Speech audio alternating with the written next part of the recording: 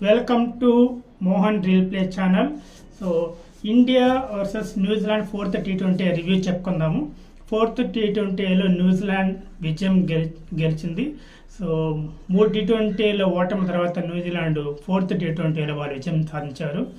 Toss గెలిచి fielding తీసుకున్న సూర్యకుమార్ యాదవ్ ఈసారి ఫ్యూ చేంజెస్ చేశారండి టీంలో. ఇషాన్ కిషాన్ ఇంజూర్డ్ని పక్కన పెట్టి హర్షదీప్ సింగ్ వచ్చాడు. సో మొత్తంగా ఏం చేశారంటే ఆరు మంది డెడికేటెడ్ బ్యాటర్స్, 5 మంది డెడికేటెడ్ బౌలర్స్తో వెళ్ళారు. సో న్యూజిలాండ్ నుంచి ఫస్ట్ బ్యాటింగ్ చేసిన వాళ్ళు ఈసారి డెవెన్ కాన్వే, హర్షిత్ రాణాకి అవుట్ అవ్వకుండా వాళ్ళు 9 ఓవర్లోనే 100 రన్స్ పార్ట్నర్షిప్ అద్దరు కొట్టేశారండి. సో మంచి స్టార్ట్ రావడంతో వాళ్ళు వికెట్లు పడుతున్నా కూడా వేగాన్ని తగ్గకుండా చెడామెడా వాయించేశారు. మనం 5 డెడికేటెడ్ బౌలర్స్తో శివం దూబే, హార్దిక్ పాండ్యా బౌలింగ్ వేయకుండా ఓన్లీ ప్యూర్ బౌలర్స్ అందరూ బౌలింగ్ వేశారు. అందరినీ చెడామెడా వాయించేశారు. మొత్తం ఒక్కొక్కరు ఫుల్ రన్స్ భారీగా పరుగులు సమర్పించున్నారు. 10 ఓవర్ల తర్వాత నుంచి వికెట్లు ఫాలో అవుతూ ఉన్నా వాళ్ళ రన్ రేట్ ఎక్కడా తగ్గలేదు New Zealand. So they have seen how we batted and ముందు జరిగిన టీ20లో. సో అదేలాగా వాళ్ళు బ్యాటింగ్ చేసి సో స్కోర్ని 215 దాటించారు. సో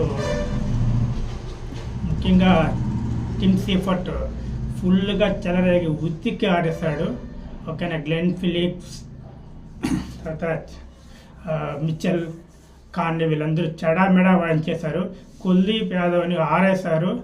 బిష్నాయ్ కూడా ఉతికేశారండి. వికెట్లు పడ్డాయి, అయినా సరే పరుగులు మాత్రం ధారాళంగా ఇచ్చాడు. ముఖ్యంగా హర్షిత్ రాణా ఘోర విఫలం, 50 పైగా పరుగులు. అలాగే అతను బ్యాటింగ్లో కూడా మినిమం 100 స్ట్రైక్ రేట్ కూడా లేకుండా 60తో చేశాడు. ఫుల్ విఫలం సో ఈ మ్యాచ్లో హర్షిత్ రాణా.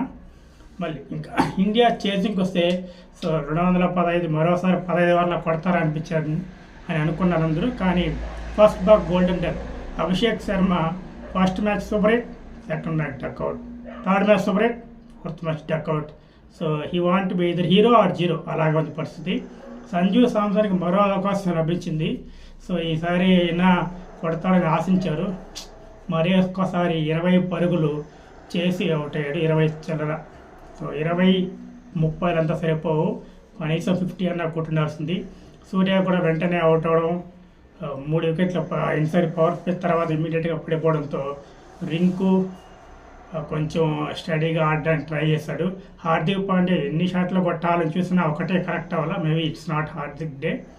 శివం దూబే వచ్చాడు, మొత్తం చౌదరిని మొత్తం దంచి ఉతికి ఆరేశాడు. సో 14 బాల్లో 50 వస్తుంది అనుకున్నాం. సో జస్ట్ మిస్ 15 బాల్లో వచ్చింది. So out of the reach ఉన్నింది.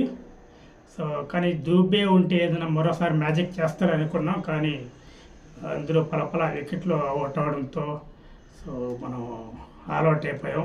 లాస్ట్లో అందరూ బుమ్రా, హర్షదీప్ సింగ్ ఇలా వచ్చి అలా వెళ్ళారు, కుల్దీప్ యాదవ్ కూడా.